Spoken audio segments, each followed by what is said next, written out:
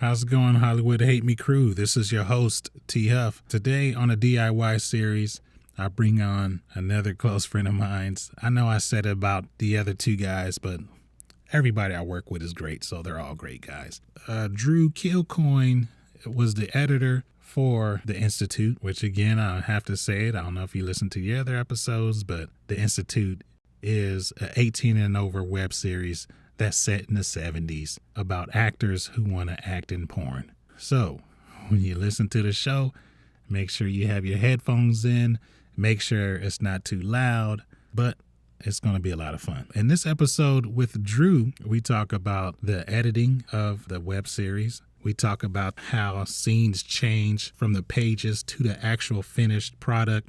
Me and Drew talk about the director-editor relationships. Yeah, this is a great episode because we pretty much talk about the nuts and bolts of storytelling. So just get your headphones in, enjoy the show. I hope you guys get something out of it. Again, thanks a lot for tuning in. Let's get to it. Are you an aspiring filmmaker looking to leave your mark on the big screen? You've come to the right place. Welcome to Hollywood Hate Me with your host, T. Huff.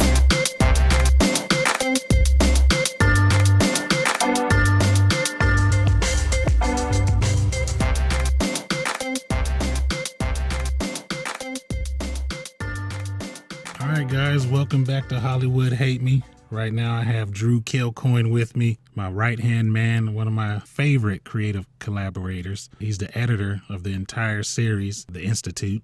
So I thought to bring him on just so you could kind of see how we worked together as the director-editor relationship, and also just to get an insight on how to put a low-budget project together. Because I really believe that if you have an editor that you have a great relationship with, who is really creative, open-minded, and also stubborn at the same time, you don't want your editor to be a yes man or yes woman. You want somebody to come in there, throw in their ideas, and help take your project to the next level. So, Drew, man, welcome on. How's it going? It's good, man. Thanks for having me on. No problem. Good times. Yeah. No problem, man. Now, just so you know, we're talking about The Institute, so don't Correct. worry about cursing or anything like that, because, when the people get a chance to check out the show, it is pretty raunchy. There's a lot of cursing, so don't worry about it. All right. Sounds good. So, what made you agree to come on to do this wacky web series? Well, what have we not? It's almost going on 12 years that we've known each other. So 12 years. Wow. Yeah. Yeah. And we've worked on most of your shorts together, and we've got a great working relationship. So yeah, we got to keep this going. So yeah, always for you, man. Anytime you got a project, I'm in full speed. Okay. But I was thinking with the subject matter, I didn't know if you'd be with me on this one, because it's not too... Are you talking about the Institute? Yeah, the Institute. Oh, okay. Yeah. The Institute was, Yeah. Well, you came to me pretty much after everything was in the can. You had shot everything, all 12 episodes, or you're right at the end, and then you gave me the scripts for every single episode, and I pretty much was laughing out loud at every single one, and with every single episode having a certain, a pornography term associated with each episode. We thought it was a pretty funny concept. And and of course I always trust your work. So I read the scripts before I even saw any footage. And then I was like, I'm in. And then, with other people that were part of the team, the cinematographer, Robert, who we had worked with before, and of course Michael Anderson, who me and you have worked with multiple times before as one of the producers. It just was a no-brainer before I even got the footage. Yeah, and I was what you said about the script.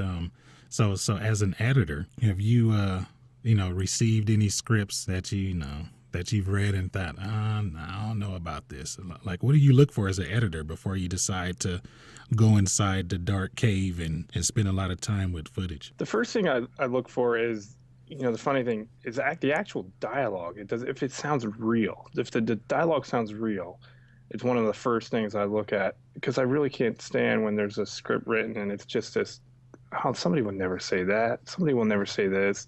And if you go and actually shoot that, it's going to feel awkward.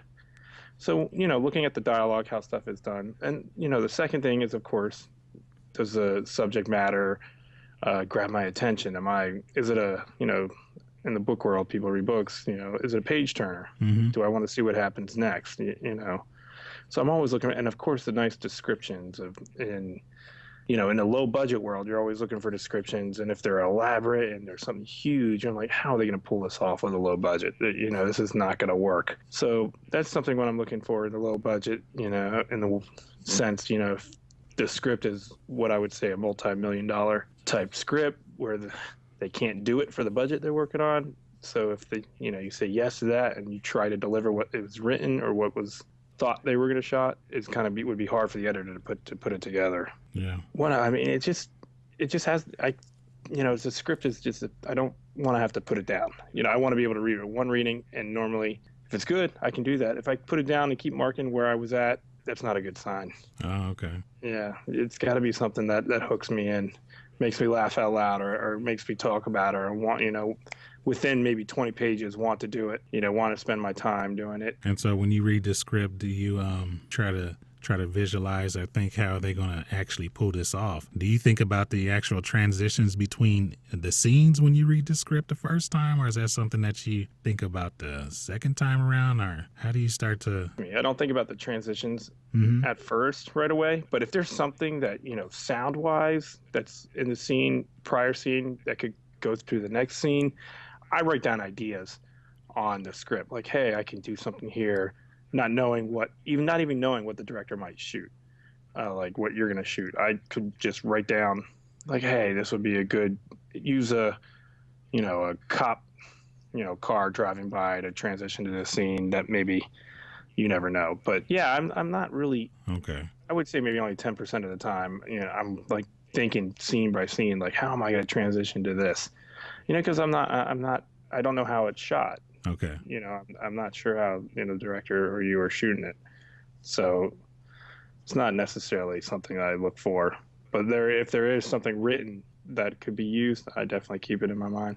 Yeah, it's funny that you say that, you wonder if they'll be able to pull it off. Like the listeners probably know by now or will know pretty soon that this was set in the 70s. That was one of the no-nos as far as independent filmmaking, is trying not to shoot something that's a period piece. So did you think that would make the project difficult at all? Well, not necessarily. You guys, again, before I saw any footage, you're always worried about what they're going to wear and your setting, and even props. You got to make sure they're somewhat period piece looking. I wasn't too concerned.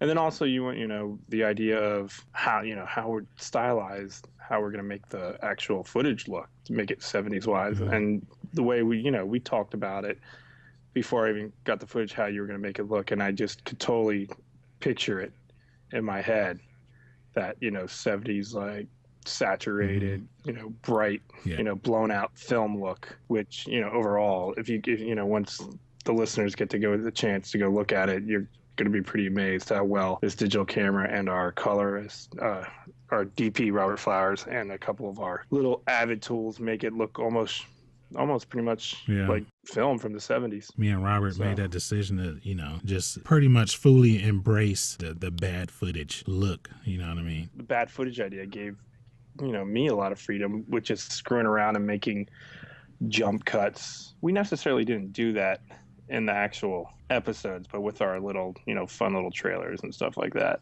we had fun with, as if somebody was cutting a bad film piece together and stuff like that. Yeah, that's right. You're talking about the commercials that the teachers of the porn school made. So the whole idea that I came up with Robert was to have it so that we had a bad, well, not really a bad filmmaking crew, documentary crew, let me say, but trying to capture what these guys are doing. What happened was, since they're recording this documentary, the actual, characters within the story asked these guys to shoot a commercial for them, pretty much a bad commercial.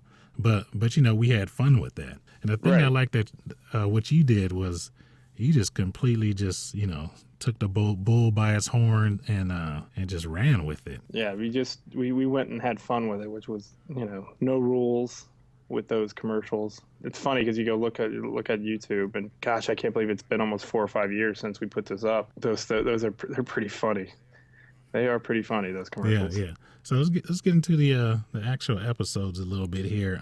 So when you received the footage from us, I mean, what did you think? Because I know me and Robert pretty much made a decision to shoot this thing without any type of rules whatsoever. You know, we just shot whatever we felt worked at the time. It's supposed to be a bad crew anyway. Somebody who doesn't know the traditional filmmaking setups as far as wide, medium, close, or the 180 line. So when you saw the footage, what did you think? Well, the footage, you just kind of, went with, it was stylized as what you were saying, but it's also stylized in the sense of what was, I guess you can say was starting to take off at that time 5 years ago, 6 years ago, was that handheld, zoom in, zoom out, push in, push out, all that. No, television was starting to embrace that whole documentary style, I guess, The Office and Modern Family style of filmmaking or TV making.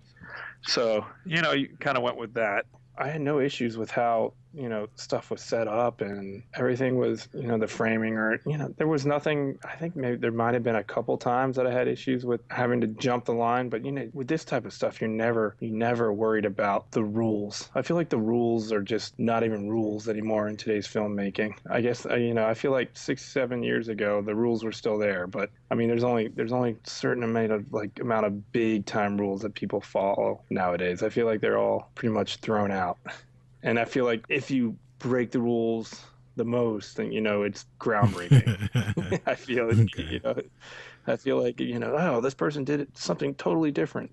Oh, this film is made from completely a point of view perspective. Totally different, Yeah, the footage would, look great. We got it in, and I can't remember if I had any help organizing or if I did it by myself. That's what I was just about to ask as far as, because I know that you had the script. So when you usually do cut the films, I mean, how do you work exactly? Do you have the script there with you next to you, and then you pretty much catalog all the footage, and then you pull everything in for this scene, and then you start to cut by following the screenplay? Like, how does it work? How do you work? Well, when we break it down, when we got all the footage, I did it per episode. I remember because I wanted to, edit per episode. So I had to go through, because I don't know if you guys shot everything sequential. No, we didn't.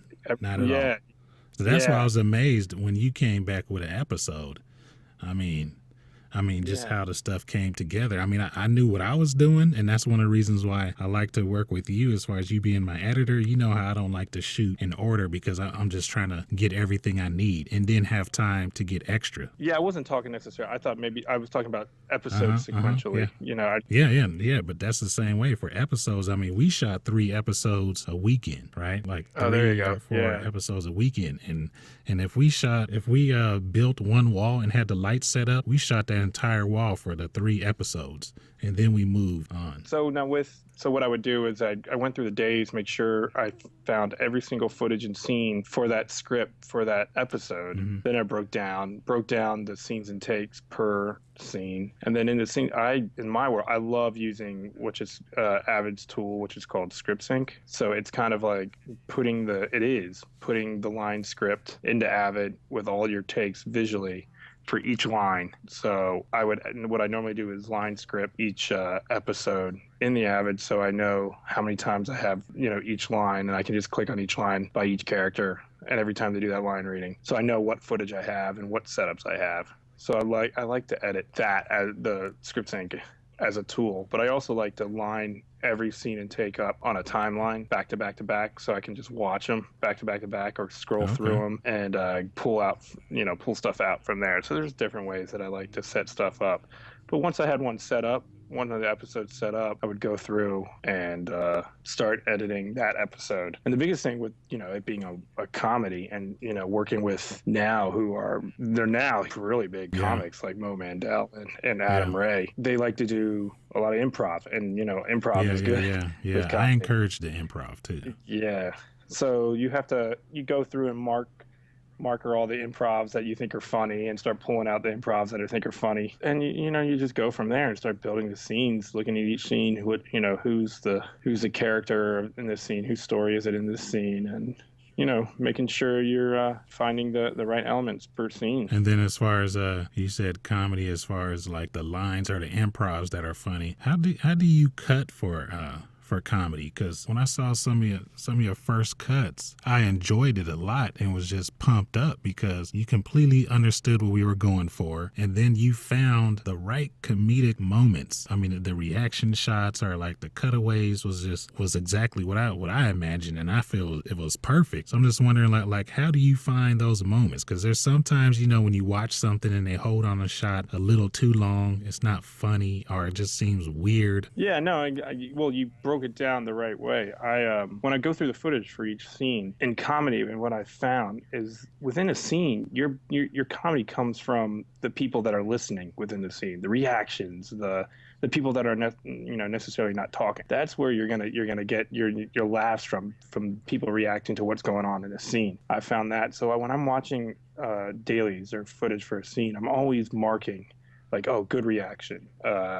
Makes a funny face, while I'm always marking down, like, okay, go back to this before one. So what I try to do is when I put the scene together, I try and put the dialogue together pretty quickly to make what I would say like a rough draft. You've got all your dialogue that's written, you've got it cut together, and then you start going through it and listening to it and find the rhythm in it.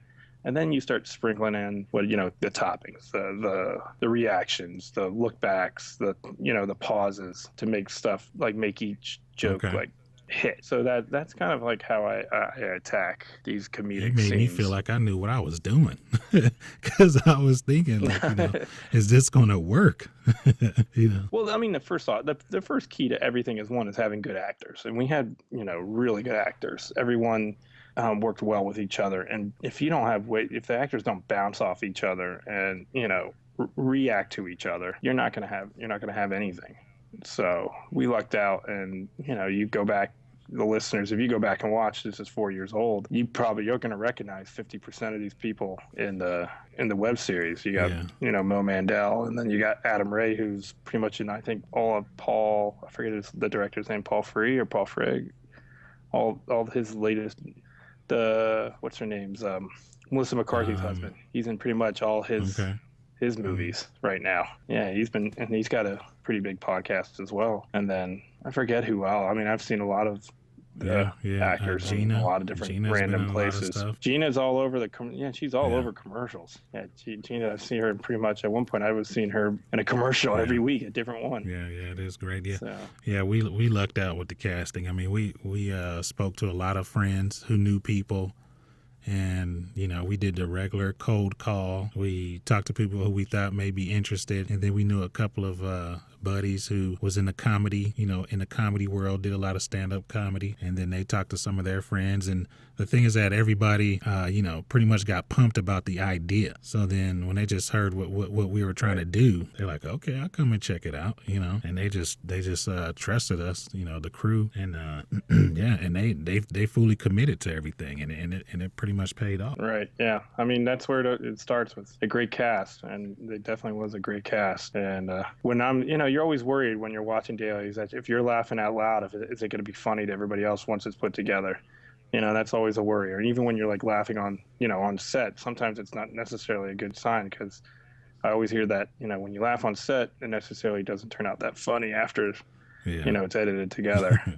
So, yeah. But, I wasn't on set, and I laughed out loud at a lot of the dailies. And, we lucked out. Just for some of like the story, let's talk a little bit about the story structure and some of the stuff that we did, which was, like I said, we were just trying everything, when David and Mike and myself sat down, we're like, okay, let's just have fun with this and just try stuff, even if it doesn't make sense, because it's supposed to be a documentary crew following these guys. But when you guys watch the show, you'll notice that there's a lot of scenes where there's like flashbacks, which makes no sense whatsoever.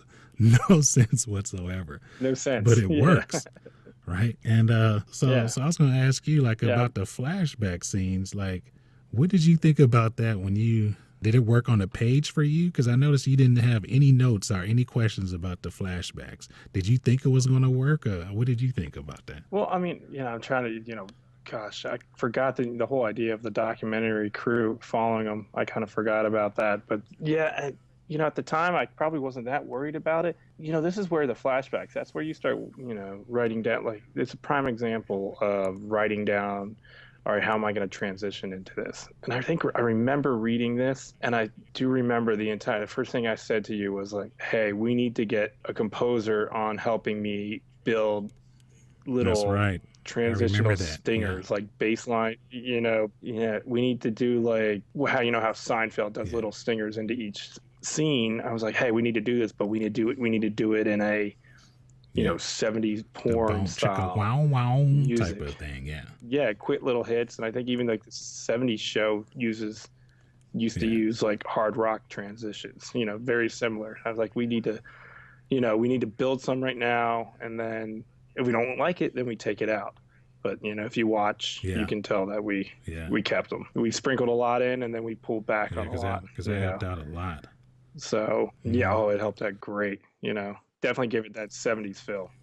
Hey, how's it going? You're listening to Hollywood Hate Me's DIY series called How to Make a Kick-Ass Web Series with No Money. I hope you like what you're hearing so far.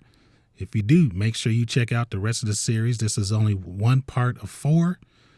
And you can check us out on HollywoodHateMe.com, or you can look us up on Facebook and Twitter. Back to the show, Hollywood Hate Me, where we take you on filmmakers' journeys as we develop the alternative to the Hollywood system. Here's your host, T. Huff. I definitely give it that 70s that's the feel. thing I like in episode 1. Now, episode 1 is like stacked with information. Like I think it was only something like 5-6 minutes, but we were able to introduce the entire cast, right? I mean, the main cast. Yeah. And pretty much set up the whole feel of the story. We set up the world. I know it was a while ago, but I wonder if you, like how much time did you spend on that episode? Because it was really tight and it all worked. I didn't think it was going to work. I can't remember, how long I spent on it. I'm scrolling through it right now and going back. Because I'm looking at the Mo Mandel scene where he flashes back to. Was he doing cocaine or cocaine? He's doing cocaine. He's flipping out about a sex scene that he has to do. You're right. I mean, we really did introduce a lot of the characters here, but our gifts are, and we gave it. The best thing about it is that we gave each character what you needed to know about each character within, seconds. To give them their background, and each one's got a little great background, a little snippet that helps you understand who they are and where they're coming from and where they fit into this mold of crazy characters. Because with the web series is what I hate the most. You really need to keep web series like 6 minutes or below. Got to keep them short, because you will start losing an audience if you keep them long and not nice and trim and tight. So. Yeah, and then also, like, that first episode is called Dirty Sanchez, and we set up the whole, which became the thorough line of the web series, is that each episode is going to show the origin of a sexual term that happens, right? And the first one is the Dirty Sanchez. So we were able to do that, show where the Dirty Sanchez came from, the origin of Bambi, or let people know a little bit about Bambi. Mo's character CJ, Edwin, and Jackie, all in that first episode. And then Edwin's kind of our guide. I feel like in that first episode, he's our guide. He gets us in. He's the brain of the operations, and if there is a brain of the operations, but he's going to be the kind of one that helps us through, through the whole series. But I'll never forget doing that Dirty Sanchez scene. That was one of the ones that I laughed out loud at, because I don't remember actor, Sanchez is the actor's name. I want to say his name was Martin or something like that. His reactions and his delivery of the lines just killed it. So if you will laugh out loud if you watch episode 1 at the end when the reveal comes. So that was you're right. We definitely did tackling a lot of character development within 5 minutes, 5 to 6 minutes. And then was there, because we were David, the writer, and Mike, the co-creator, myself, we were really trying to push the envelope and trying to make sure we toed the line for us, what was too much for YouTube and what wasn't too much. Was there anything that you thought that, okay, well, these guys are really going there, or this is too much, let me try to cut around this? Like was there any times where you thought anything like that? No, I as I say that, like I'm watching the beginning of episode 2 when Bambi's cleaning used condoms and takes some celery to eat. Right after. Yeah. You can't go into it with reservations, or it's not going to be, you got to go with, if you're going to go for it, go the whole 10 yards and, definitely hit a home run with it. You just can't sit back and like, oh, maybe I won't put this in because it won't, censorship on YouTube or whatever. Who knows what YouTube allows? And, you look 4 years, 5 years later now, nothing's been taken down. Yeah. And I was really surprised by that, because I think we only got flagged, from the public for one episode, and that was Dirty Sanchez, and haven't gotten flagged for any other ones. I mean, and each one, it's too bad, because it's definitely, I wish we would have been able to do a season 2, because it's definitely a web series that deserved a season 2. Yeah. I was trying to get a season 2 going. Yeah, it was just tough to get that one, because the executive producers of the show was expecting it to blow up. I mean, we all didn't know YouTube that well, because there's a lot of stuff that's uploaded to YouTube, and the show did well on YouTube, but they were expecting each episode to hit like 1 million views or more. And then they would have jumped in for the season 2. Yeah, that's tough. I mean, you would have had to found like some sort of, sponsorship to get that season 2 going. Yeah.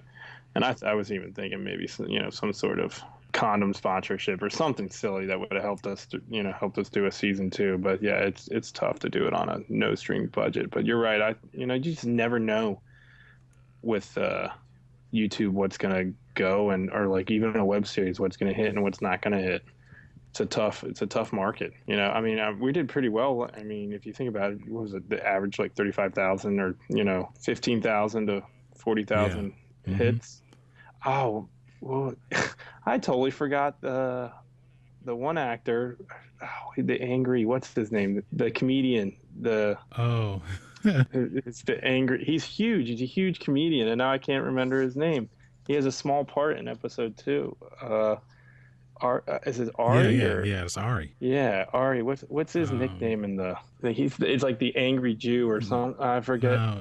His name was just Mark. That was Ari Shafir. You talking about Shafir. Episode 2? Yeah. He had a bit, and I can't remember what his bit is. One of his bits is huge, and I can't remember what it was called. It was like the angry something. I can't. Episode 2 is the I'm way past it, but yeah. Episode. Yeah, he's in it, but yeah, I know. Yeah, but I'm just saying, this has no relation to the episode. I'm just saying he's just like, I think back and I'm just like, man, you look at, there's some huge comedians in this series that just have little tiny hits here and there, because, Paul Ray's only in Adam Ray. I mean, Adam Paul Ray. Adam Ray. Paul's Adam Ray. Paul's the name of his character. He's only in two episodes, I believe. A special 2 episode, because it was him versus CJ. Yeah, I think I look back and those are 2 of my favorite ones. Yeah, those are some great episodes. So those definitely. I'll break it down to I'd go through every episode, send you a rough cut of each episode, and then how we'll break it down to how we normally work together, and how I normally work. I go through and do a rough cut based off the script without getting any notes from the director. You never gave me any notes. You might have said, just look for this or look for that. I usually like to just let you go ahead and go. So that way you don't have any influence whatsoever. You just have the script and the footage. Right. And then I build, a temp soundtrack with sound effects and, temp music, which I think I remember looking and pulling old 70s porn music or from Dirk Diggler and stuff like that, as our temp tracks. And then I send it off to you. You look, you gave me, and then what you normally do is you give me notes based on what you saw. I'll do another Mm-hmm. pass, and then I think about the second time is when we Yeah. sit down and we go through it together after 2 rounds of notes without each other, and that's when we sit down and start going through everything, which is always fun together. because because then I get to see. I mean, I see it through your eyes without sitting next to you, and then I give you notes, and then sometimes you would implement the notes, or you say, "Oh, nah, that's not going to work," and then when we sit down, Right. we get to sit down and go at it a little bit, which is always fun. Yeah, Right. yeah. We have a good time. Cutting it, cutting the scenes, and then we talk about, which shots should stay in, or did you see this shot, or did you miss that one, or sometimes you say, what are you thinking? That's not going to work, and I say, just try it. Right. Sometimes it works, sometimes it doesn't, right? But that's the fun part of it. Yeah, we always try stuff together. I remember my favorite thing with you is, and this is, I'll play devil's advocate. I might agree with you on a cut or an idea, but then sometimes without telling you that, I play the devil's advocate of like, well, if we did it the other way, let's have both versions in our heads. Even though I might agree with you, let's try the other version, because you never know if the other version of something might work better than what we both like. And then there's even sometimes what your punk butt do is you would just make this cut, or take out something, and then just see if I even notice it. And then if I don't, if I don't say anything, you like just laugh and be like, see, I knew you wouldn't miss that. Right. There'll be times when we get through maybe two versions. I'm like, I took out about 4 lines and you never noticed. Yeah. You're like, oh yeah, that's right. Yeah. Okay. So let's talk about you doing that. I mean, not necessarily just for the Institute, but like how you do that for other films. Like people always say, when you're writing your film, when you're writing the script, right? Then you do a rewrite once you get the actors. You rewrite on set, then you rewrite during the edit. So let's talk about how you do the some of the rewriting as you edit. Do you do it for the pacing, or is it because of the acting is bad, or like? Well, there's multiple different factors. And it also depends on what film or TV show you're working on and what director you're working with. Is if you decide to pull stuff out before in a rough cut. Normally you don't do it. You don't. In the big world, like when I worked on a TV show called Legit with Jim Jeffries, I did not. You don't pull out any of the dialogue on your rough cut before you send it to the director and the showrunner, who happened to be the director and the showrunner. I'll never forget. I think one of our senior thesis films that I worked on and edited, years ago, the director I was working with, he gave it to me, and I literally cut out 2.5 pages of dialogue, and he never noticed until the second pass, and then I had to tell him, like, I cut out 2 pages of dialogue.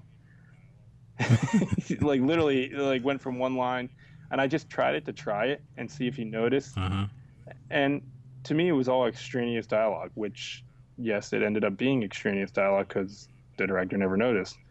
And I got no story points were missed. So those are the questions you have to ask. One, sometimes it is, the acting that you want to get around, and you're like, that person just can't deliver that line, so you got to find a way to build the script / dialogue and see the lines you have and see if you can bounce, like, hey, I can bounce this line off this line, or hey, I can bounce this line off this line if I add a word off screen, or add like a couple lines, like a line off screen. Sometimes I'll think of a line off screen that we can get later on in ADR just to help cut out a bunch of, like, maybe, hey, I'm going to cut out 5 lines, but if I just add this one line, I can cut out 5 lines. But it's great that you bring that up, because I do remember you saying that. I mean, you suggesting that a couple of times, and it works.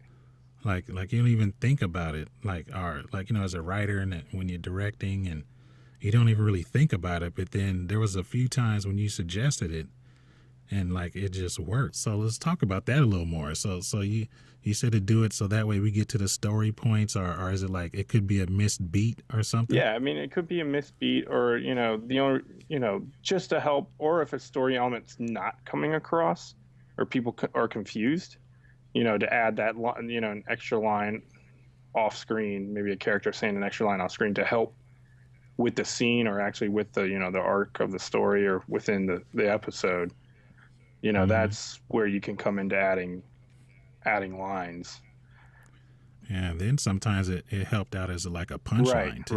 Right. Yeah, something a little more would help with, get the joke across. But yeah, I mean, it all depends on what environment you're in and what directors and who you, if say me and you, we've been working together for years, I don't have a problem pulling out lines right away in a editor's cut, until you come back and say, I really want those lines in. I really, really want those lines. Then I'll put them back in, and then we'll go from there. It just really depends on who you're dealing with, and if you feel comfortable. Because sometimes if you do it, you'll probably, you can get fired from a show for doing it. In the paid, television and film world. Is there stuff that you have seen that a director has missed, or let's say the most common things you have seen that an indie director has missed that you would like the listeners to know to remember to get this? There's two things, the one that you won't think of, but the one biggest thing is really work with your actors, because if really try and get the best performance you can get out of each actor, and just really put it to them during each scene. Not put it, it depends on what scene it is, but really, make them work in each scene, because it will come across. And if you just fly through it just to shoot something to shoot something, it's just not going to work acting wise, because it all comes down to how the actors are on screen. You can just sit there and hold a wide shot, and if the actors are tremendous, it's going to be awesome. Just one shot. Okay. But if the actors are engaging and they have down their characters, it's going to be great. So really, I would, suggest really, really going through some, rehearsal times before you decide to shoot. Secondly, one of the biggest issues we had on an indie feature that I did that's coming out this summer on, video on demand through Gravitas Venturas, that distributor, we had major issues with sound. You just really got to make sure your sound guy is getting those lines and getting stuff clear and clean, because there's just nothing worse than horrific sound. You might have the most beautiful picture in the world, but if you are not miking your actors properly, it just, in the editing room, it'll just look awful. And not look awful, but sound awful. And then trying to do ADR just always looks and sounds like ADR. I mean, every time I can go to a $150 million movie in the theater, I'm like, ADR. Everything, everything is ADR. So, yeah, really work with your actors beforehand, and really build something before you actually step on set the first time to shoot, and then really make sure you got a good sound guy. When you get the footage from the director, or let's say from the show, do you like to see, or do you like to work with a lot of footage, or a little bit, as far as like different angles, a lot of takes, or? Well, I mean, it all depends on, the digital world has changed everybody, on Legit, I will never forget, we had this director would shoot 25-minute takes with restarts after restart, and then halfway through they would, since they were all comedians, they would start changing and going in different directions, and changing the dialogue. So those aren't fun. Those are actually like the long takes and restarts within each clip are actually, to me, are just so demoralizing to watch, because you're going through all this stuff and you're like, why are we doing this so many times? I mean, you're always looking to have minimal takes, hoping the director knows what he wants and knows what he's getting. But, you're always going to have more and more takes. And then, with digital, people can just go on and, they don't have to worry about how much they're shooting, because there's no longer film. Yeah. You can shoot forever. But, there is times where you're like on take 5 and maybe the actor says something funny. You're like, whoa, I really like that. let's work off that and let's do it again and do it a little bit different. And then you start to build something different after 5 takes. Yeah. That's, you never know. For example, I've assisted on a couple features with a well-known director who he just has very minimal takes because he just knows, he's been doing it for years, won Oscars, and he just knows what he wants, and knows what he's getting beforehand, before he goes and shoots it. And then it's just looking for the actors, and he's trusting his DP to get the shot. He's not worried about the shot because he trusts his DP. He's just looking at the actors, making sure he's got it, and it's just minimal takes. He'll say, "Yes, that's my take." Boom. That sounds like me. You talking about me, man? You want an Oscar that I don't know about? But that is like the way. I mean, when you see my footage, that's the way I like to work. As far as me getting exactly what I need, and then also there's sometimes when I don't let the actors finish their lines completely because I know I'm going to cut to somewhere else. And I love it that you're able to, cut it together and see what I'm going for. I pretty much edit as I shoot somewhat because I know that, we're going to need somebody's reaction when the actor says this, or we're going to need something else. The camera's going to be somewhere else. So there's no need to waste any time leaving it on the actor for doing a half a page monologue or something. Right. Yeah. So, but what I was going to say is make sure you don't undershoot stuff, and make sure you don't overshoot setups. You want to find just what's right for the scene, and make sure you do little, you never know when you're going to need little pickups, shots of hands or little things that you can pick up to help cover any misfortune in dialogue or anything like that. Just, you never know. You can little cutaways, I guess you can call them. Yeah, that would be another. Also, you want to make sure you don't want to overshoot because you'll lose an editor. Yeah, I mean, I've heard stories. If you overshoot, yeah, I've heard stories where editors would be like, actually, I'm not getting paid enough for all this, so I'll just pass on it. Here's your hard drives. Here you go. Right. Like I've heard that happen. What I was gonna say is, I'll watch it and say, why am I getting this? I got it in the last shot. This is the exact same reading. I'm getting it here. Why do I need it here? Why am I needing an extreme close up when I just had a close up? What's there's not much. I know they're different, framings, but the story's not any different in the different framings if I'm getting it in one and I don't need the other. Especially for a low, no budget, doing it for fun situation. I don't have the time to go through, because we're all doing this, I'm doing it on the side of work. Yeah. And I don't have the time to go through 8 setups for a 3 or a 2-person scene, a 2-person scene. Yeah. I don't need 8 setups. Okay, man. We're pretty much running low on time. So my last question is, which episode was your favorite episode on the Institute? Earlier, I said that the 2 Paul episodes, from what I recall, were definitely my 2 favorite ones. I mean, you put them back to back because they're kind of like, they're a continued episode, I guess you could say the correct term. Okay, on that note, I think it's lunchtime, so. Yeah, I need some space. So how about everybody who has not been here at least a week, exit the premises. Thank you. Well, I don't know if you got the memo, but this is actually my office now. But I don't even have an office. Sucks to be you.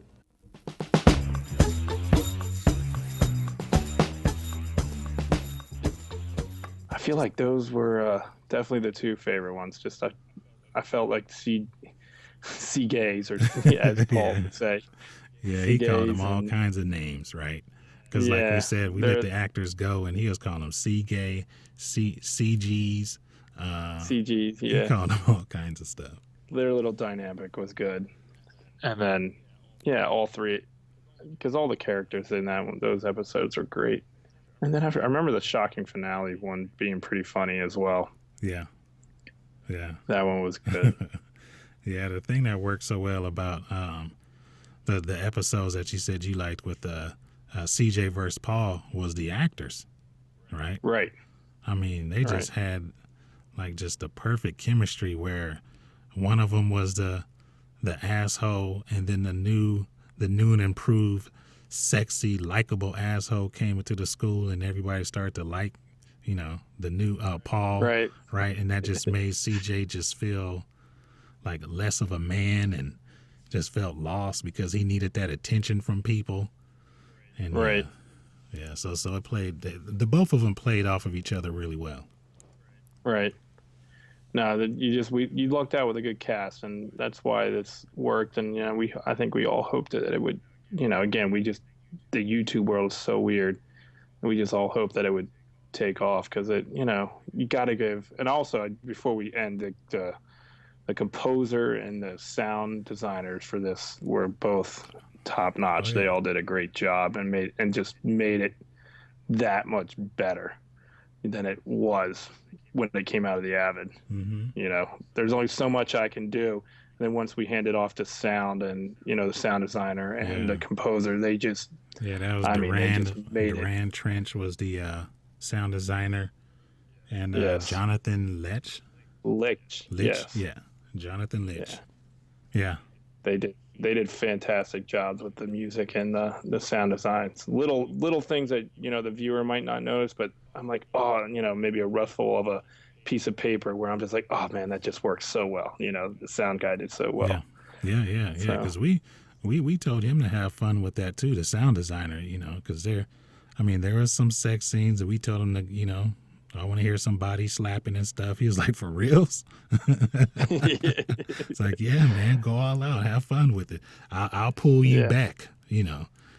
Just throw in the whole kitchen sink, and I'll pull you back if I need to. And and that was one of the things that that not only made the web series fun for everybody that worked on it, was that everybody was able to put in their own input, their own twist on it, and just have fun with it. So right. And in my opinion, it showed. Right. I agree. So all right, man, that's about it. Thanks for your time. Oh, great. Yeah. I appreciate it for having me on, and let's get this feature going. Yeah. All right, man. All right. Thanks. Thanks for listening to Hollywood Hate Me with T. Huff. We here at Hollywood Hate Me love your support and can't wait to give you some movie-making insights in the next episode.